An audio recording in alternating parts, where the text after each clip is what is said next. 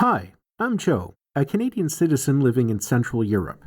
Today's presentation is the second part in a series of presentations that I would like to make, examining some of the issues affecting both Canada's development as a nation and the ongoing housing crisis in response to a Twitter post asking why, if Canada has a housing crisis, the country does not simply develop its vast uninhabited northern territories. In part one of this series, I looked at the primary reasons why Canada's north is completely unsuitable for any kind of urban or agricultural development, and in today's presentation, I would like to examine what is going on in Canada's cities to try and uncover what caused this housing crisis in the first place. I'll begin today's presentation by examining the growth that has occurred in Canada's 7 largest urban centres over a 26-year period from 1996 to 2021. I'll then examine the growth of the nation as a whole, both organically through births and through permanent and temporary migration, and contrast those trends against housing starts to attempt to identify the source of Canada's housing crisis.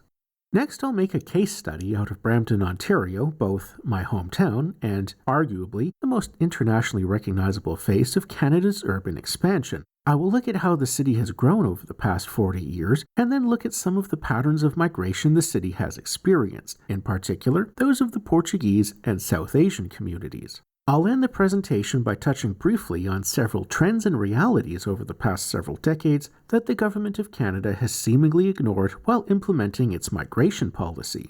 Firstly, I'll look at the cannibalization of the country's limited farmland for the expansion of the nation's urban centers. Next, I'll briefly address the trend of deindustrialization that has occurred in those urban centers over the past 40 years. And finally, I'll highlight the problem of overcrowding that I observed even before the current housing crisis came into effect in order to conclude today's presentation with the question, what is even the point of all this migration and development? Forthcoming videos in this series will examine the proposal by the think tank Century Initiative to increase Canada's population to 100 million by the year 2100, as well as Canada's infrastructure at the national level and transportation infrastructure of the Greater Toronto Region at the regional and municipal level. To begin, I'd like to place Canada's existing cities and population into context. As vast of a country as Canada is, the population is heavily urbanized, with approximately 51% of Canada's entire population being condensed into just 7 sprawling urban regions, those being Toronto, Montreal, Vancouver, Calgary, Edmonton, Ottawa, and Winnipeg. While about 36% of Canada's population is located in just southern Ontario. Let's now take a look at how the population of those 7 urban centres has grown over the past 26 years, as recorded by the Canadian Census every 5 years between 1996 and 2021. But first, a quick note on definitions. There are several different definitions for each region. For example, the Canada Census uses the concept of CMA, or Census Metropolitan Area, which may consist of a slightly different grouping of towns and cities than a more commonly used regional name. In the case of Toronto and its region, the Greater Toronto Area, the list of cities and towns that makes up the GTA may differ slightly from the Toronto CMA. So for each of the 7 urban centres, I've specified which population figures I've used, either the Census Metropolitan Area or the regional name. In any case, the population figures for each region includes both the namesake city as well as a number of surrounding cities or towns in accordance with the specific definition. In the case of the Greater Toronto Area, this includes Toronto, Brampton, Mississauga, Burlington, Oakville, Vaughan, and Markham, among others. Here we can see the population for each of Canada's 7 largest urban regions as recorded by each census over the past 26 years. In the last column, I show by what percentage the population has increased in each region during this period. The middle rows give the total population of both the 7 urban regions and the country as a whole, and I've calculated what percentage of the total national population resides in those 7 regions as of each census. The bottom rows show by how much the population has increased from census to census, both in terms of the total national population and in those 7 regions. I have also calculated what percentage of that growth has occurred within those 7 regions. Moving on to the numbers themselves, we can see that over the past 26 years, the population of those 7 urban regions has been steadily increasing, with the average growth rate in those 7 regions consistently exceeding the average growth rate of the entire country. The population of those 7 regions increased by 43% during this time, while the population of Canada as a whole increased by just 28%. As a result, the total percentage of the Canadian population living in just those 7 regions has risen with each census, increasing from 47% in 1996 to 51% in 2021. We can also see from the census data that the majority of the population growth that occurs in Canada has mostly taken place in just those 7 regions, though this trend has been in decline over time. Next, I would like to look at how the construction of homes across the country has kept pace with the official growth of the population. On the left, we can see the housing starts, or the number of new residential housing units that builders have begun construction on from 1996 to 2023. The bottom right table shows the average population increases in both the country and 7 urban regions over the entire 26-year period in question, as well as the national 5-year average for each census. From 1996 to 2021, Canada recorded about 5 million housing starts for an average of 195,000 housing starts per year, while the population increased officially by about 8.1 million people during that time, an average of 326,000 per year. The chart on the right shows the 5-year average census growth against housing starts, and at first glance, housing starts don't appear to have diverged too significantly from the official population growth. But then I got thinking, if, during this 26-year period, the population of the country increased by an average of about 326,000 per year, how much of that growth is due to an organic increase in the population through births? Organic population growth is nice because the country then has a 20 to 30-year window to plan for the construction of homes to accommodate those people, whereas growth through external migration requires homes to already have been built at the moment those people enter the country. Here we can see the number of births and deaths per year from 2000 to 2023, from which I have also calculated the resultant net increase in population.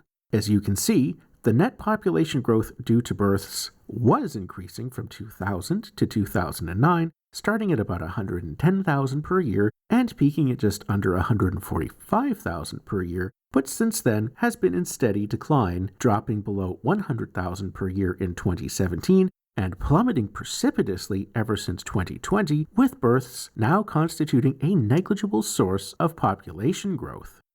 So if the annual population growth in Canada has averaged 326,000 per year, but organic net growth from births only averages about 106,000, it would only seem logical that the other roughly 220,000 per year would be the result of external migration. Of course, in recent years, the government has increased migration levels to possibly their highest ever in a century, with the government claiming a record 400,000 people officially moving to Canada in 2021. However, the true number of people entering the country in a given year is quite difficult to ascertain, as there are other categories of people entering the country who may not get recorded in official statistics. In addition to all of the people moving to Canada as permanent residents, there are also categories such as foreign students, temporary foreign workers, TFWs, and just plain old illegal migrants. Thus, the true number for the annual increase in population might possibly be as much as 50 to 100% higher than official numbers. Looking for data on this cohort, I found a chart showing the number of temporary foreign workers, foreign students, etc., who also have work permits for the years 2010 to 2021. This topic quickly becomes complicated to analyze, and I'm not sure exactly how these numbers factor into the overall growth of the population, since the key word here is temporary, which to me implies that these people will actually leave at some point and not use these programs as an excuse to remain in Canada beyond their authorized stay. Thus, going forward, I'm going to operate on the assumption that were the overall size of the temporary foreign worker population to remain steady year after year, that it wouldn't contribute to an increase in total population, as people would be leaving when they are supposed to, so to be safe, I'm only going to focus on the year-on-year increase in the total size of this cohort. As you can see, the number of temporary foreign workers and foreign students entering the country expanded massively during the years 2017 to 2019. But then I got wondering, what does the population growth versus housing starts look like when we subtract organic growth through births from the yearly census average, assume the rest of the official growth is from migration, and also factor in the growth of the pool of temporary foreign workers and foreign students? Well, I think we found our housing crisis. As we can see here, between 2017 to 2019, migration increased massively to its highest levels in recent history, while housing starts remained flat during that time. In short, the government cranked up immigration levels without giving the nation time to prepare for that massive influx of people by planning for more housing construction. More demand for a limited supply of anything naturally results in higher price. And there you have your housing crisis. It's so obvious that it makes me wonder if it was intentional.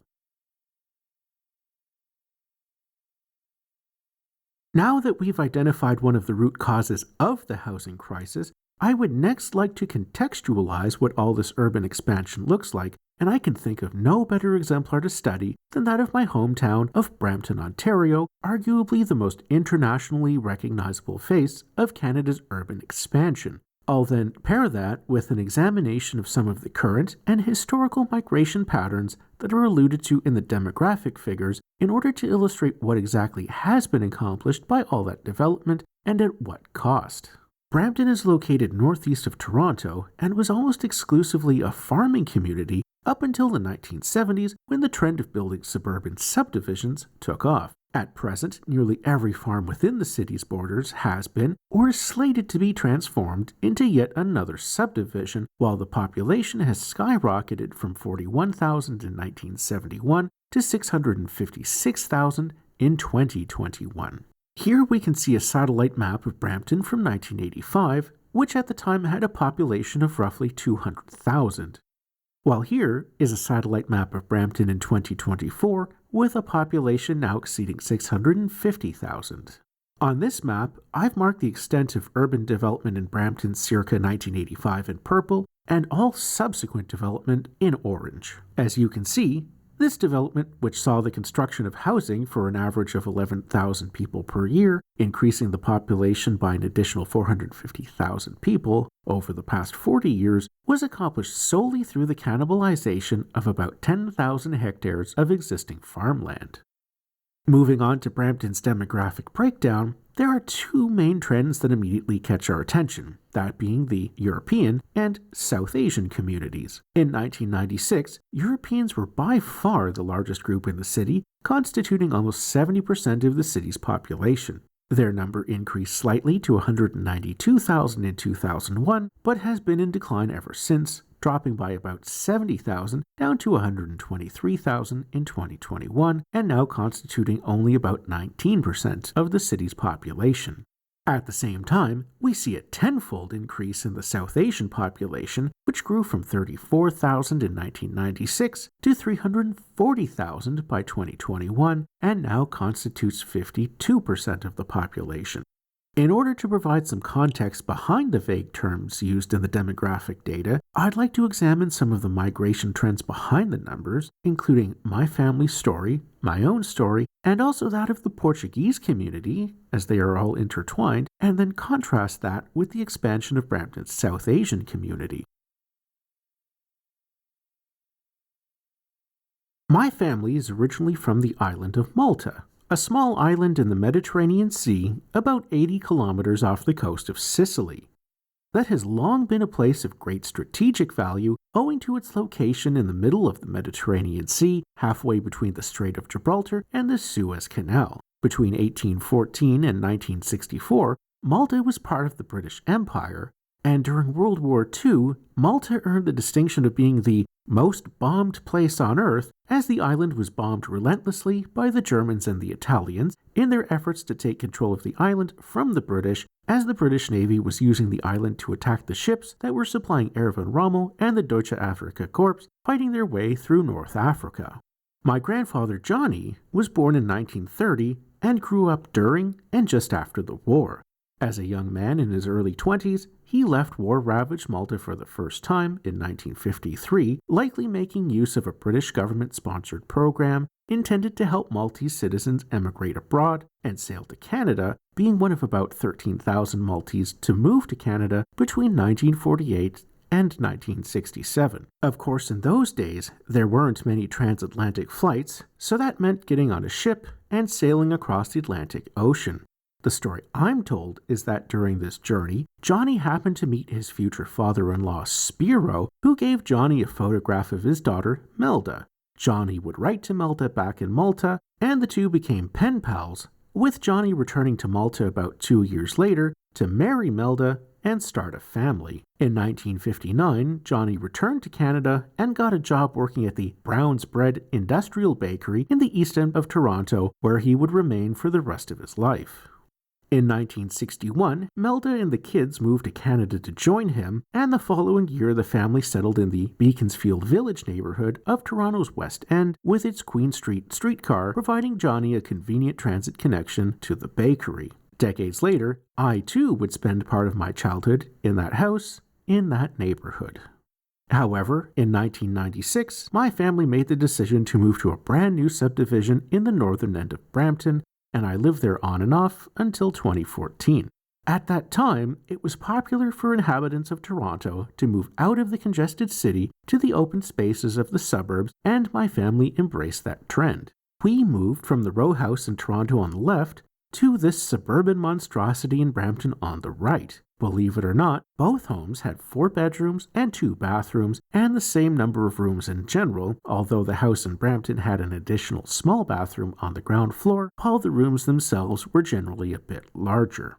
Returning to our demographic chart, note that the ethnic breakdown does not make a distinction between whether a European is someone who has a multi-generational Canadian lineage, often with mixed European origins, who no longer has direct family ties to Europe, and whom we should probably just call Canadians, or someone who has just moved to Canada that year. But I can attempt to provide some anecdotal context to this with a description of my neighborhood.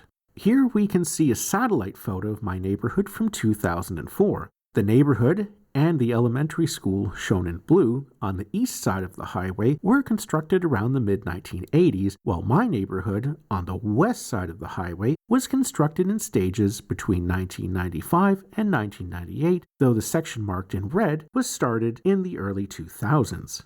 When we moved there in 1996, in my elementary school, virtually all of my classmates were born in Canada in the mid-1980s, many to Canadian parents, though a number were also the children of first-generation European migrants. Recognizable ethnicities in the children of those first-generation migrants included Portuguese, Italian, Maltese, Croatian, and Polish. In the years that follow, I know that many, if not most of my peers, have since left Brampton, with most of them moving to smaller towns and villages around the GTA. As for myself, I can tell you that as I got older, getting out of Brampton became a major priority for me, and I made a few attempts, moving first to Newmarket, Ontario, and later to Toronto, before I ultimately decided that what I really needed was to put about 7,000 kilometers and an ocean between Brampton and me. And there we see the story represented in the chart. Migrants of European descent leaving the crowded cities and moving to the suburbs, only for their children to then completely abandon the suburbs. At the time we moved to Brampton, I couldn't help but notice that more than a few of my neighbors were Portuguese, with most of them actually coming from the same part of Toronto that my family used to live in. In fact, there was even one Portuguese girl at my elementary school in Brampton who had also attended my elementary school in Toronto, with her family moving to Brampton at the same time as my family, ending up just around the corner from me. As it turns out, my family had settled in the Little Portugal district, so named as a result of all the Portuguese migrants who had settled there over the years. I asked my father why his parents chose to live in the Little Portugal neighborhood instead of, for example, the Maltese district in Toronto, known as the Junction, and aside from the convenient streetcar connection to the factory my grandfather worked in, he pointed out that at the time they moved in, around 1962, the district was still considered to be part of the Little Italy district. With that in mind, the next story I'd like to examine is that of Portuguese migration to Canada. The 1950s saw several large waves of migration from Europe to Canadian cities, with one of the more prominent groups to migrate to Toronto during that time being the Portuguese community, primarily coming from the Azores Islands, but also the Madeira archipelago. A large portion of this group would ultimately settle in Toronto's West End, concentrating in 3 old Toronto neighborhoods that have since collectively become known as Little Portugal. According to the Consulate General of Portugal in Toronto, between the years 1951 and 1973, just over 110,000 Portuguese citizens moved to Canada, with the bulk of them settling in Toronto's West End, in the area that has since become known as Little Portugal. Little Portugal consists of 3 historic neighborhoods, those being Beaconsfield Village, where my family lived, Brampton Village, and Trinity Bellwoods, and covers an area of about 2.4 square kilometers. Beaconsfield Village was developed in the 1880s and 1890s and is characterized by Victorian row and semi-detached houses. Brampton Village was likewise constructed between 1880 and 1920, also with many Victorian row and semi-detached houses. Lastly, residential development in the Trinity Bellwoods neighborhood began to develop around Trinity College after 1900 in the form of tall, narrow houses in the Bay and Gable or Gothic Revival styles. If my memory serves me correctly, my family's home was in pretty rough shape when they first moved in, around 1962, and required quite a bit of work. So those Portuguese families moved to pre-existing Toronto neighborhoods in the 1950s, had children, late baby boomers, who grew up in the 1970s and entered adulthood in the 80s and 90s. The 1990s saw a new migration trend wherein the children of those Portuguese and other Europeans who migrated to Toronto in the 1950s now began moving out of the congested cities and into the newly developing suburbs. Interestingly, the exodus to the suburbs was largely along the same ethnic lines as the various enclaves within Toronto. For example, the city of Woodbridge became famous, or rather infamous, for all the Italians that moved there. Likewise, Brampton became a popular destination for the children of those Portuguese immigrants, with many of my neighbors in Brampton being Portuguese who had moved there from the Little Portugal district in Toronto. Returning again to Brampton's demographics, we can gain a deeper understanding of the story behind the label European represented in the data. We saw how there was an influx of Europeans who had immigrated to Canada and settled in Toronto during the 50s and 60s and raised their children in the city.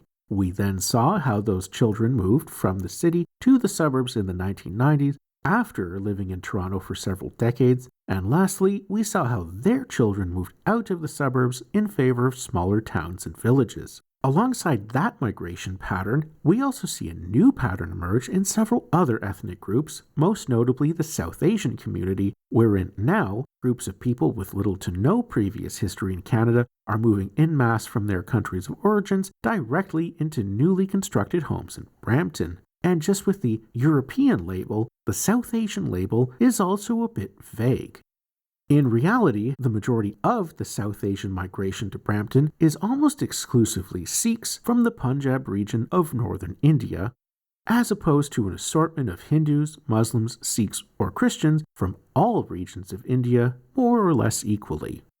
And as you can see, since 1996, the South Asian population has increased tenfold from 34,000 that year to 340,000 in 2021. During this period, Brampton also saw a significant influx of Jamaicans, labeled as black in the table, with that community increasing by about 4 times, from 21,000 to 85,000, while the smaller Southeast Asian and Middle Eastern communities also grew by several times during this period.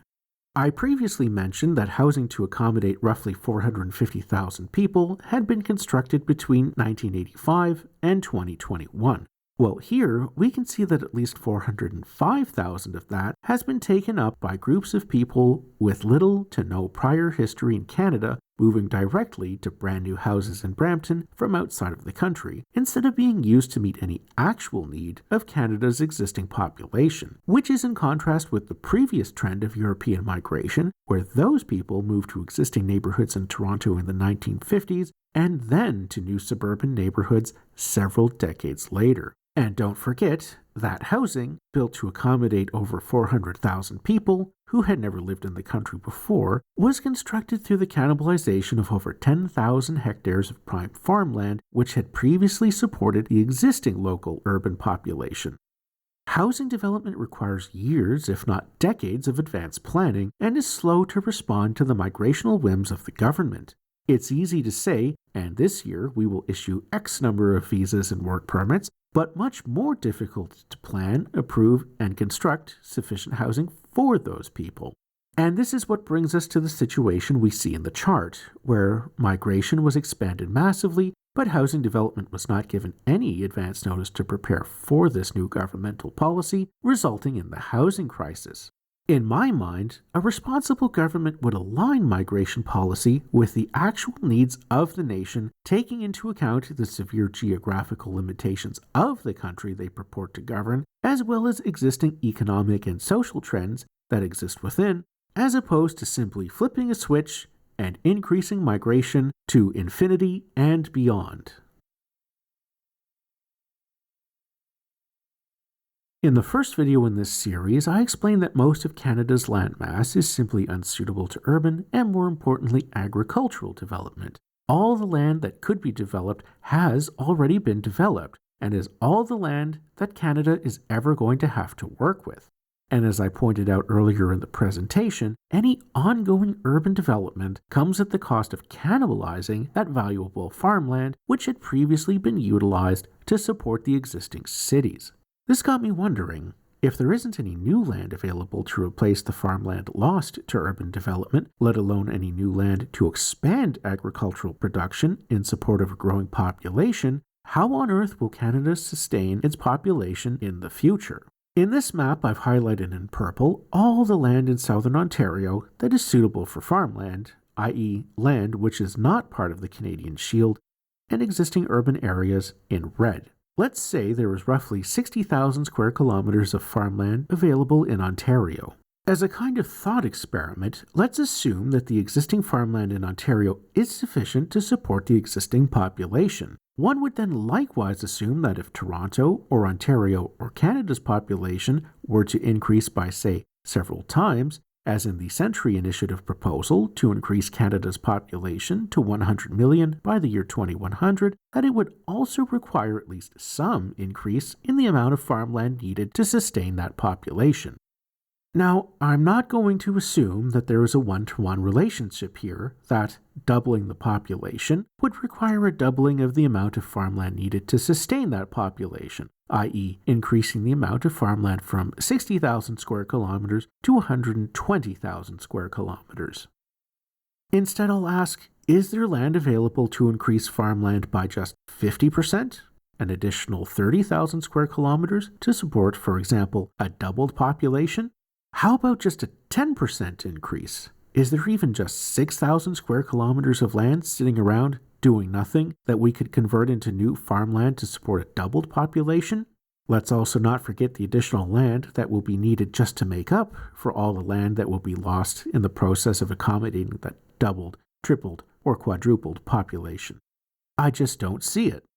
And this realization raises more than a few questions in my mind that I think we should be asking the migration to infinity beyond bunch, namely, how is this development sustainable? How will we feed all these people? Where will all this food come from? Isn't it bad for the environment to have to import all that food? I thought we're supposed to be buying local. Isn't it politically dangerous to become dependent upon foreign countries for food? Aren't Canada, the US, and the EU all working to liquidate significant amounts of their existing farmland in the name of saving the environment? Isn't the world's population projected to be over 10 billion in 75 years? Nigeria's population alone is projected to double to 550 million. Where are those people going to get their food from? Will Canada even be able to compete for food amongst all the countries and all those people, among others?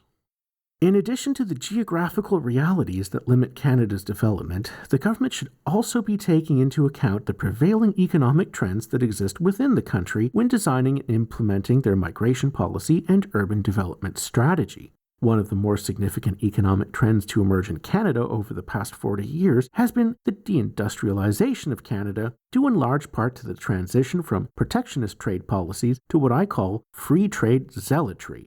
In general, Canadian manufacturing naturally finds itself at a competitive disadvantage compared to American manufacturing, due in large part to the country's limited population, dispersed over a vast and mostly empty territory. Not long after Canada's founding, Prime Minister Sir John A. Macdonald implemented the so-called national policy, which included placing high tariffs on products being imported into Canada from the United States in order to both foster the development of a domestic manufacturing sector and to reduce dependency on the United States. These tariffs were also reciprocal in nature, as the U.S. had previously refused an earlier attempt at reaching a free trade agreement with Canada and had instead imposed even higher tariffs on imported Canadian goods. This policy worked as intended, and for many years, Canada had its own manufacturing sector that provided good-paying jobs to Canadian citizens, allowing them to have a fairly decent standard of living. However, since the late 1980s, as a consequence of the various free trade agreements passed during that time, Canada's cities have lost a great deal of their industrial production, with much of Canada's manufacturing moving abroad, resulting in cities that no longer produce much of anything anymore, while all the old factories are now being converted into condos. I experienced this personally while working as an apprentice tool and die maker in the mid-2000s, when most of the shops in my region went out of business at pretty much the same time, as most of the work they had previously handled was outsourced to China, a trend I'm told was enabled through various government tax incentives and agreements. Here we can see the industrial bakery that my grandfather and later my father worked in. It closed down in 2014 as production was transferred to other facilities and is now in the process of being transformed into condos. With this trend in mind, I have a few more questions for the Migration to Infinity and Beyond gang. In my understanding, one of the general ideas behind free trade is that it should allow each country to focus on its core strengths. Therefore, if free trade is the path Canada's political class seeks to follow, then shouldn't Canada focus on its primary economic strength, namely natural resource extraction? But as we all know, natural resource extraction is a forbidden topic in Canada for some reason. Likewise, shouldn't people entering the country be directed to communities and jobs centered around mining, logging, oil and gas production, or agriculture, rather than cramming even more people into cities that no longer produce much of anything anymore? But as we've seen, it's Canada's 7 largest urban regions that are the primary recipients of most of this migration policy, which, given the government's preference for deindustrialization, strikes me as being completely counterintuitive. Therefore, I have to ask, if the cities aren't producing much of anything anymore, why exactly are we cramming even more people into those cities? Is more migration and development really the answer to anything? Again, it would be nice if the people calling for migration to infinity and beyond can answer some of those questions as well. Speaking of cramming people into cities, when I moved to Toronto in 2014, that is, a few years before things started to get really bad, I was looking for an apartment to rent, and I was absolutely shocked at what I saw. It was not uncommon even then to walk into a 1-bedroom apartment and see that there wasn't any furniture in the apartment except for maybe 5 or 6 mattresses laid on the bare floor.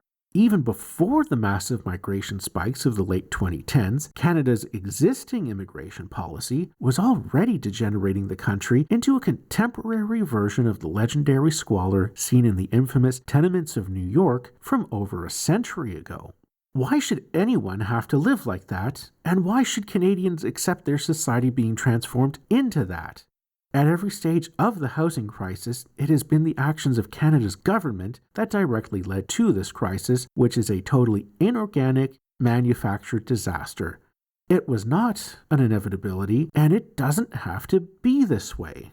And that brings me to the end of my own great Canadian story, as by 2017, in the face of skyrocketing rents and stagnant wages, I realized that it was no longer possible to live a normal, productive life in Canada, so I packed my bags and left the country.